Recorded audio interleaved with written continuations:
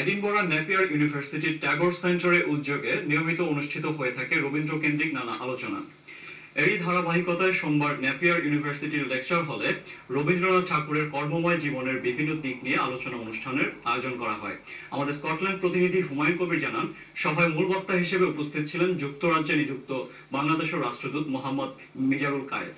তিনি উল্লেখ করেন, অবিভাজিত নান্দনিক অনুভূতি নিয়ে রবি ঠাকুর শুধু বাংলা সাহিত্যকে সমৃদ্ধ করেননি, তুমুলভাবে আন্দোলিত করেছিলেন বিশ্ব সাহিত্যকেও।